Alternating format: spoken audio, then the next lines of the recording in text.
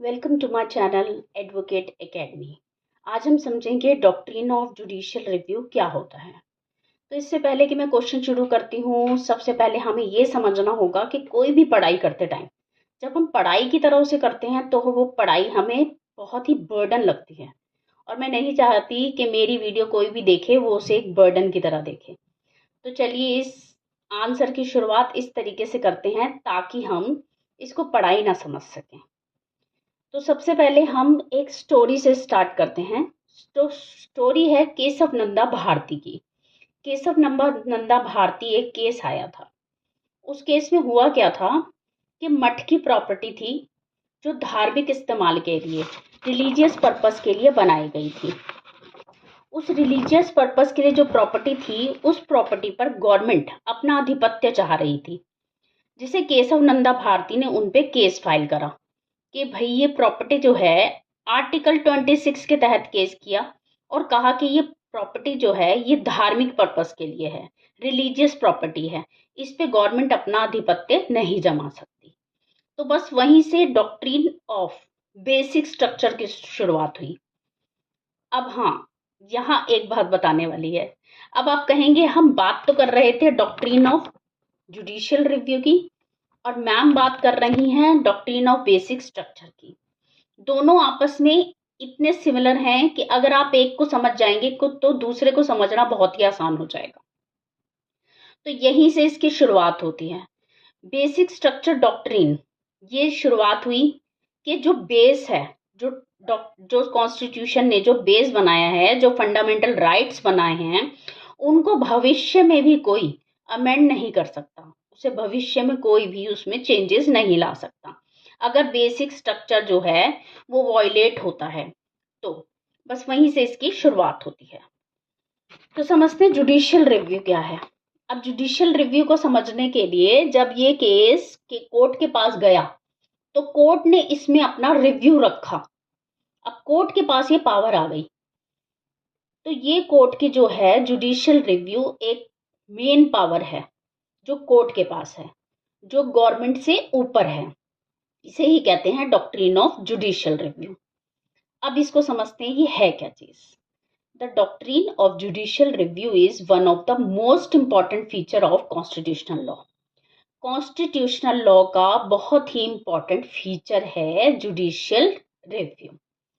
It refers to the power of the judiciary to examine the constitutionality of legislative enactment and executive action. ये power है जो judiciary को देती है examine करने के लिए कि जो लेजिस्लेटिव ने, एग्जीक्यूटिव्स ने जो एक्शन लिए हैं, जो अमेंडमेंट्स की है, क्या वो कॉन्स्टिट्यूशन के अंडर आती है या उसे वॉयलेट करती है।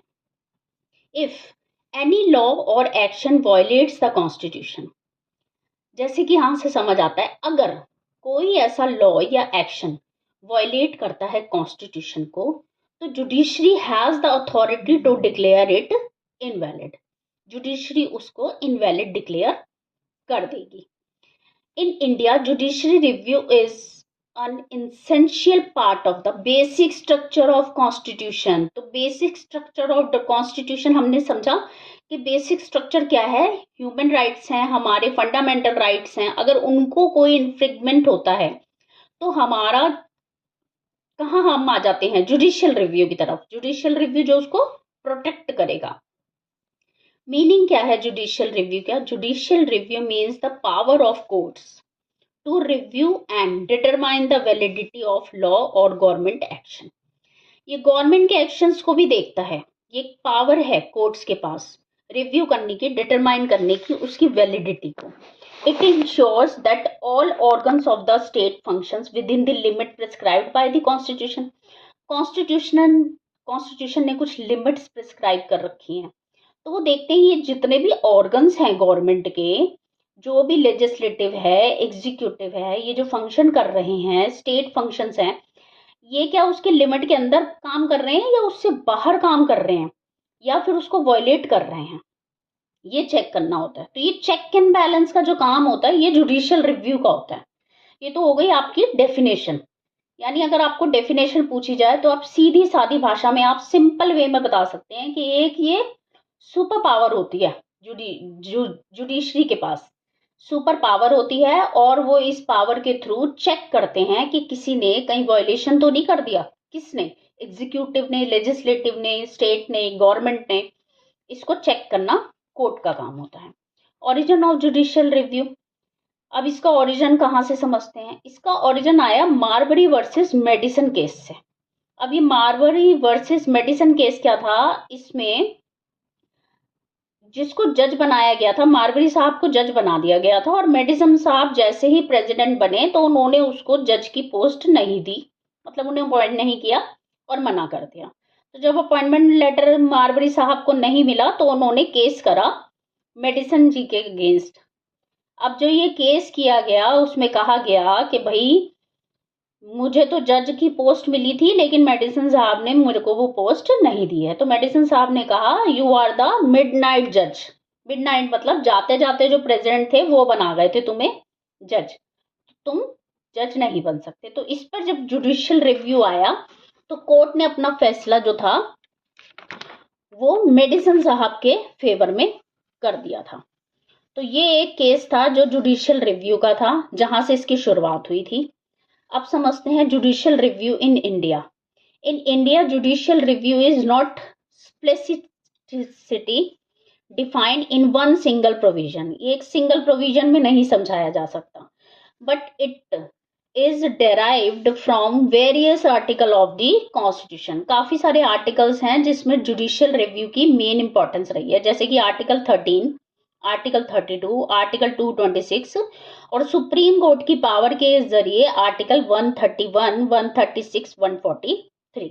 आप एक बार थोड़ा थोड़ा सा इसको नजर मार लीजिएगा, बाकी मैं थोड़ा सा इसमें डिफाइन कर देती हूँ। आर्टिकल 13 कहता है laws inconsistent with fundamental rights are void. 32 right to constitutional remedy, जैसे हम रिट्स के बारे में जानते हैं। आर्टिकल 226 भी सेम है, जो हम पावर टू हाई कोर्ट होती है, जो पावर हम हाई कोर्ट में फाइल करते हैं, जो रिट्स वो होती है। The supreme court of India and high court exercise their power. तो वो अपनी पावर्स को एक्सरसाइज कर सकते हैं। अब समझते हैं इसके स्कोप के बारे में। इसका स्कोप क्या है? रिव्यू ऑफ लेजिस्लेटिव एक्शन, जैसे कि हमने पहले भी समझा।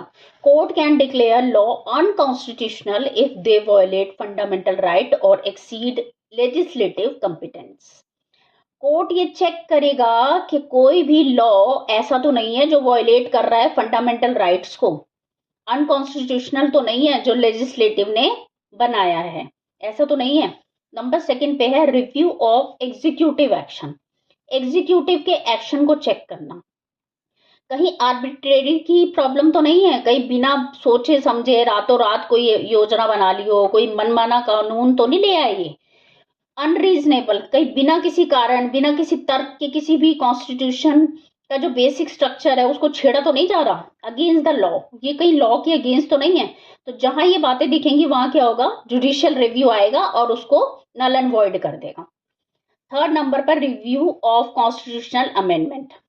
The judiciary can review amendments to ensure they do not destroy the constitution is basic structure. वो बेसिक स्ट्रक्चर को डिस्ट्रॉय नहीं कर सकता। Review of constitution amendment. The judiciary can review amendment to ensure they do not destroy the constitutional basic structure. जैसे कि मैंने बताया 3rd point पर वो कहता है वो चेक करेगा कि कहीं बेसिक स्ट्रक्चर जो कॉन्स्टिट्यूशन का है कहीं उसको छेड़ा तो नहीं जा रहा। तो डॉक्ट्रिन ऑफ बेसिक स्ट्रक्चर क्या है? डॉक्ट्रिन ऑफ बेसिक स्ट्रक्चर, क्योंकि बार बार डॉक्ट्रिन ऑफ बेसिक स्ट्रक्चर की बात आ रही है, अब हम इसको समझते हैं क्या है। The scope of judicial review was expanded in the landmark case of Kesavananda Bharati versus state of Kerala. तो ये वो केस था जिसके बारे में आपको मैंने बताया। The court held that parliament can amend the constitution but cannot alter its basic structure. Parliament के पावर है कॉन्स्टिट्यूशन में अमेंडमेंट करने की, लेकिन वो अमेंडमेंट बेसिक स्ट्रक्चर को ऑल्टर नहीं कर सकती। Judicial review itself is part of this basic structure. और जुडिशियल रिव्यू क्या है? इसका एक पार्ट है बेसिक स्ट्रक्चर का, यानी बेसिक स्ट्रक्चर अपने आप में एक वाइड थिंग है, तो उसका एक पार्ट है judicial review. Held the limited amended power and judicial review are basic structure. इसकी सिग्निफिकेंस को समझते हैं, इसका जो उद्देश्य है वो क्या समझते हैं। Maintain supremacy of the constitution, constitution में सुप्रीमेसी बनाना कॉन्स्टिट्यूशन को, क्योंकि कॉन्स्टिट्यूशन सुप्रीम है, उससे ऊपर कुछ नहीं है। Protect fundamental right, fundamental rights को प्रोटेक्ट करना। Ensure rule of law, rule of law सबको पता है, तो रूल ऑफ लॉ पे भी मैं एक वीडियो अलग से बना दूंगी, तो उसको इंश्योर करना। बाकी रूल ऑफ लॉ वही होता है कि जैसे सेकंड पर्सन को भी बराबर की हियरिंग का मौका देना, ठीक है। रूल ऑफ बियास, ये हमने पढ़ा ही था। Maintains checks and balance among organs of government, prevent misuse of power, misuse जो पावर है उसको मिसयूज होने से बचाना। जो भी पावर है, अब वो पावर किसके पास हो सकती है, लेजिस्लेटिव हो गया, एग्जीक्यूटिव हो गया, इनकी पावर के बारे में बात की जा रही है कि ये मिसयूज ना कर सके अपनी पावर को। अब इसमें भी कुछ लिमिटेशंस हैं, यानी लिमिटेशंस का मतलब हो गया ये एक एक्सेप्शंस हो गई जुडिशियल रिव्यू की। अब उसकी एक्सेप्शंस को समझते हैं क्या है। Can not be used against political questions, मतलब अगर पॉलिटिक्स में गवर्नमेंट अगर कोई चेंज लाती है, अब वो चेंज वॉयलेट करता है बेसिक स्ट्रक्चर डॉक्ट्रिन को, तो जुडिशियल रिव्यू क्या करेगा, उसे नल एंड वॉइड तो कर देगा, लेकिन can not be used against political question, कोई पॉलिटिकल क्वेश्चन नहीं करेगा कि भाई आपने करा क्यों था चेंज, वो नहीं कर सकता। Courts cannot act as super legislative, court अपने आप को सुपर लेजिस्लेटिव मानकर नहीं चलेगा, क्योंकि उसके ऊपर भी उसको चेक एंड बैलेंस आपस में करते रहेंगे। अगर वो कुछ वो करता है, वहां से कुछ प्रॉब्लम आती है, तो वो एग्जीक्यूटिव लेजिस्लेटिव हैं उसको देखने के लिए। Depend on cases brought before the court, subject to judicial restraint. तो ये सारी बातें हमें समझने के बाद पता लगता है कि doctrine of judicial review is a cornerstone of Indian democracy. Indian democracy के लिए बहुत ही जरूरी है जुडिशियल रिव्यू, क्योंकि अगर फंडामेंटल राइट्स या बेसिक स्ट्रक्चर कहीं पे भी वायलेट होता है तो जुडिशियल रिव्यू की जो डॉक्ट्रिन है वो वहां पे हेल्प करेगी। It act as a guardian of the constitution, ये बिल्कुल एक गार्जियन की तरह काम करता है। And ensure that legislative and executive authority do not exceed their power, और ये श्योर करता है कि एग्जीक्यूटिव और जो एग्जीक्यूटिव है, लेजिस्लेटिव है, ये अपनी पावर का कहीं गलत इस्तेमाल तो नहीं कर रहे। By upholding constitutional supremacy and protecting citizen rights, अपने आप में होल्ड करके, कॉन्स्टिट्यूशनल सुप्रीमेसी को होल्ड करके, प्रोटेक्ट करके सिटीजन्स के राइट्स को, जुडिशियल रिव्यू स्ट्रेंथ देता है इसको, रूल ऑफ लॉ को एंड डेमोक्रेटिक गवर्नेंस को। ये रूल ऑफ लॉ बार बार जो आ रहा है, ये बहुत ही इंपॉर्टेंट क्वेश्चन है, बहुत इंपॉर्टेंट है, एलएलबी एलएलएम में ज्यादातर पूछा जाता है। तो नेक्स्ट वीडियो में रूल ऑफ लॉ पे बनाऊंगी, और ये बहुत ही इंटरेस्टिंग क्वेश्चन है, इसको पढ़ते टाइम आपको मजा आ जाएगा। तो चलिए, अगर आपको मेरी वीडियो पसंद आई हो तो उसे लाइक कीजिएगा, शेयर कीजिएगा, सब्सक्राइब कीजिएगा। Thank you.